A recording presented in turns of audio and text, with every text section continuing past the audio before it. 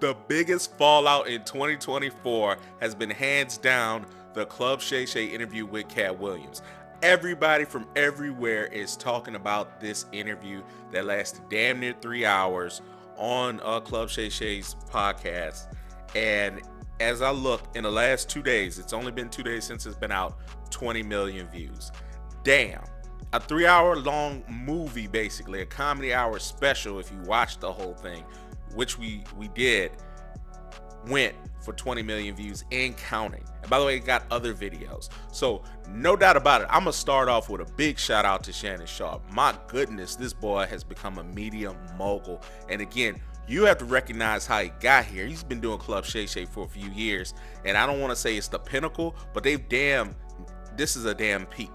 This is what they're talking about. They have taken over the whole stratosphere of social media, sports content. Because if you saw Kevin Hart cover the Knicks game, he talking about Katt Williams for whatever reason, and he wasn't even funny about it. Tiffany Haddish is on her improv set talking about the situation. None of them were funny and responded to it. Ludacris, for whatever reason, decided to put out a melody to respond to it, and it was terrible. But there were all kind of different people weighing in. Cedric couldn't wait to get on IG to say, nah, I ain't steal that joke. Well, hey, bro, it do look like you stole a few jokes, by the way, Cedric. I don't know. Then Steve Harvey's old videos are coming up about him stealing certain jokes from Mark Curry. But again, I want to get back to Club Shay Shay. First of all, this man almost has 2 million subscribers on Club Shay Shay. Now, you go off to the other hand, his other channel, Nightcap, with Chad Ochocinco, Will Gilbert Arenas.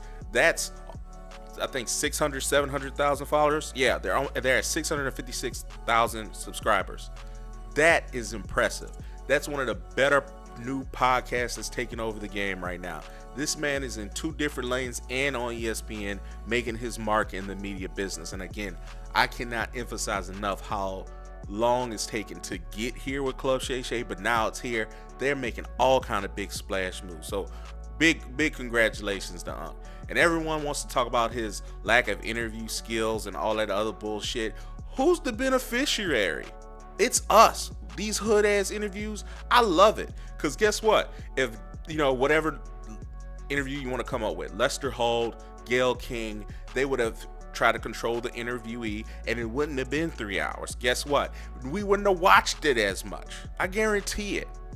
So it wouldn't have been that big of a moment as it is here. This was really a comedy special, and you can see how special Katt is in storytelling. Now, everything he said wasn't true or as accurate. One of the favorite things I've learned today is when Ice Cube weighed in. He essentially said that Ricky Smiley did in fact audition for Money Mike, but it was a different character. It was Money Mike the crackhead. That's funny. But they said, look, we just gonna have you be Santa, and then we're gonna give Money Mike to somebody else. And then Katt, as he said, he brought in an element working out the character to make it one of those people that manage the women of the night.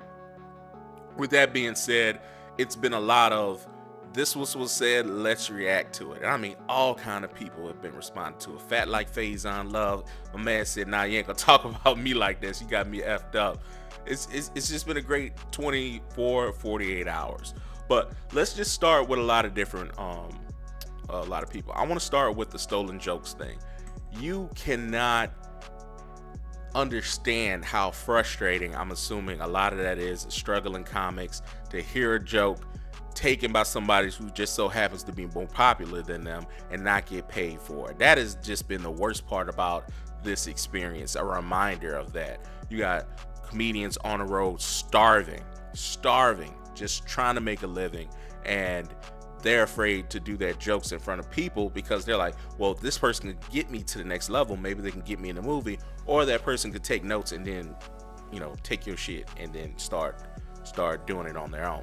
Case in point, the Katt Williams long car joke. I mean, it's carbon copy to Cedric King of Comedy joke that was a year or 2 years after Katt Williams had done that joke. I mean, the only thing he changed, he just made it a spaceship and talking about, oh, this is the only time we turn the music down. No, that's the only time you were original, bro. You took the whole thing. That's what it looks like. And it is what it is. He responded on IG with what he said, and said, hey, I had actually helped put Katt Williams on back when he was Cat in the Hat and stuff like that, but he never denied not taking it. You know what I mean? He went on a video saying, no, I don't know where you got that from. But I think there's way more validity to a lot of stolen jokes in the comedic community, because to me, it's just, that's what it happens. That's just what it is. Okay, this to me was the most egregious shit. Like, everything he said about Ricky Smiley, like, it's hard for me to conceptualize you have a part of your contract that this man gotta wear a dress. I think he's just messing with us. Some of the time he's just talking. But Ricky Smiley, yeah, man, you gotta have to have words with that man on site. Nah, bruh. Nah, dawg. You got me messed up. Talked about him and Tyler Perry saying the only time y'all are best in movies or when y'all playing women. And that's just a direct shot. It seems real super personal in that aspect. But, again, I'm not a big proponent of if it's funny, you get away with it. I'm glad it's funny, but to me, y'all need to have a conversation, because that man, I get it, it's all comedy. I don't know, maybe it's just a different world. But you getting called out like that, him saying you in First Sunday with a dress and all that, that's crazy.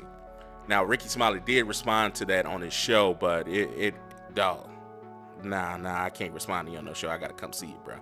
Now, his beef with Kevin Hart is really odd to me. Like, I get the whole fact that Kevin Hart has his perfect story narrative of how he struggled coming out and getting to where he is on the West Coast. I get how he may have exaggerated that, and that kind of rubs Katt Williams the wrong way. And calling him a plant and all that other stuff. No, he established himself on the East Coast. He grew up with legit East Coast comedians. He's a legit comedian. And when he came to Hollywood, he had already had that following.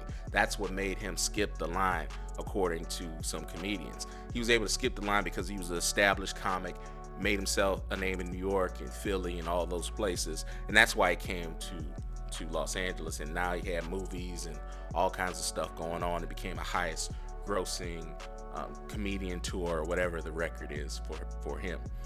The number one thing I think we took out of that Katt Williams interview is he was ready to let the chopper sing, and that shit was fantastic. I am so thankful for it, because I watched almost all of the interview, and he's just told stories. He was authentic. I think he embellished, like I said, but it was just an amazing masterclass at storytelling and being funny at storytelling. Telling Cedric, your